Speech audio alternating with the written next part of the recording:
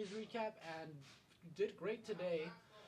But it's very important that you guys check this out, man.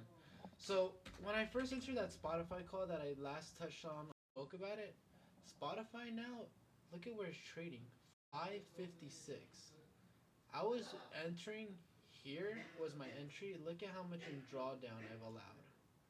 And that's really because it comes down to, remember, the volume in the contract not being so high. I had no individuals to sell it to, so now I'm really caught in this, now negative 80, 90%. Anything that it gains, obviously if I find anyone else in the contract that's willing to buy it, I have $600 calls and we're trading at 556. That's a long way from that's a long way from $600. You're talking about now $46 in share value that's completely wiped out that we need to recover for me to even now with data being included make back maybe 40% of the trade. So that turned out to just be a complete loss, and it's hurt the small account or this challenge very significantly because you have to understand the account was sitting at $868. The position cost of this trade here, $600 call, was $640 for Spotify. So I practically paid 75 to almost 80% of the portfolio's value in just one contract.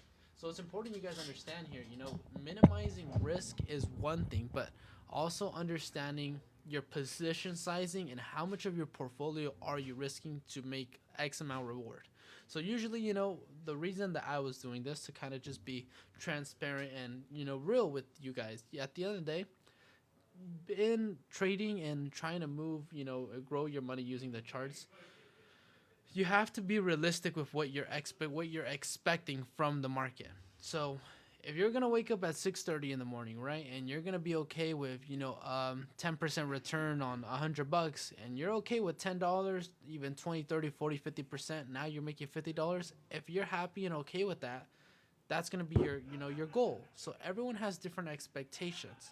Me doing this for so long, my expectations are higher. So when I make a return of maybe 80, 70, $100, I don't see it as significant enough, and I want to be able to play bigger positions so I can now make more. Let me touch on this concept again.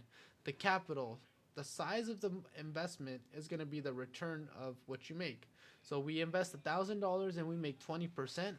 Now we just made $200. But if we invest $100 and we make 20%, now we just invested $20. So now you're understanding same percentage, different return. Me being a little bit impatient, just to be honest and truthful here, I went for a bigger size contract because I put me up maybe 30, 40, 50%. And now that's where I remember explaining to you guys on Monday that I didn't have any other volume in the contract with me. I failed to look at the company's volume as a company. That number was extremely off. I think it's sitting at maybe 2 million people, which is very small compared to, bigger companies that I would have traded with that much capital, like Tesla. Coinbase had really good moves. United Healthcare had good moves. Eli Lilly had good moves. Meta had good moves.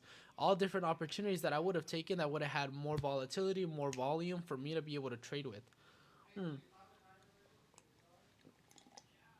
So that position was 90%. The entire $640 that I invested, practically 80% of it gone. 96% of it gone. Gone.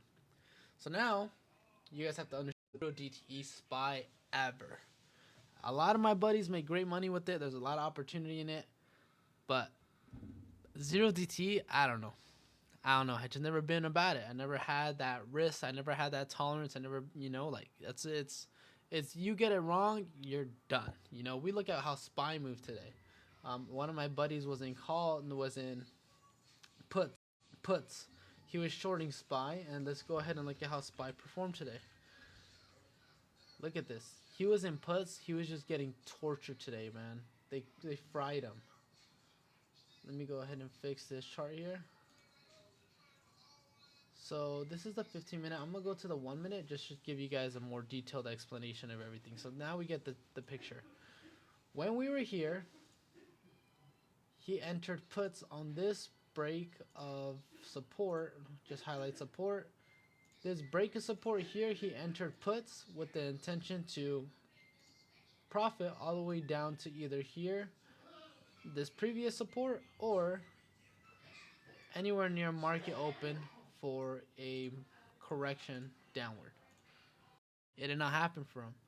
We ran up from 683, broke it, went above to 684, almost 685, came down in the market to close it. But that right there, zero DTE. Imagine being in puts. You do not have the next day, maybe now being Wednesday. You do not have Thursday. You do not have Friday to trade. You're done. Whatever capital invested does not carry over into the next trading day. It's just one and done. That's why I stayed away from zero DTE SPY. But having such little capital, seeing my community, a bit of the guys in the group chat started playing with zero DTE SPY calls and puts, making insane returns. You're talking about 70%, 80%.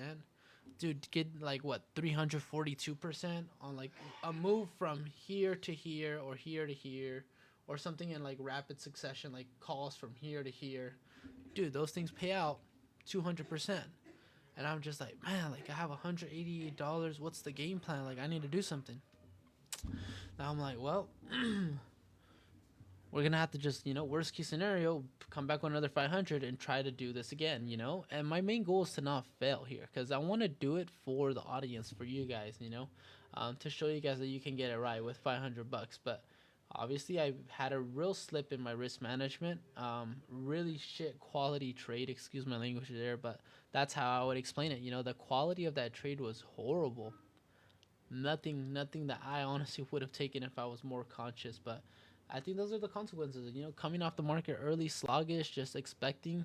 And dude, it was simple analysis, volume, and really with just looking at the company's volume and contract volume, that's enough red flags as is, and I just completely ignored them. I just had it added to my watch list, and I seen it, in a good position on the technical analysis side. Pull the trigger, was wrong, so that was super unfortunate. But I'm telling you, like, it's gonna happen to you. They're just little things like that even when you have more experience or have been doing this for quite some time, it's little mistakes that you underestimate sometimes that catch you off guard, and this just happened to be one of them. But now let's go ahead and jump into how I've been performing with SPY, coming off of now Tuesday's loss of, well, I cut the contract today for negative 96% on Spotify, so Wednesday's loss, but we had 2 wins on SP. I'm gonna share with you guys on the next video how we flipped $188 to now 561, putting us back at entry of the challenge. One hell of a journey, bro. But I hope you guys enjoyed this video. At least me helping you guys understand, zero DTE SPY calls a little bit, my mistakes here with Spotify, so you guys don't make them. There's 2 different types of volumes I showed you guys in that video. There's the company volume and there's the contract volume. I unfortunately made the mistake of not looking at them. Cost me the borderline 80-90% of the account, but now I was able to recover in the last 2 days. So I turned 188 to like 564.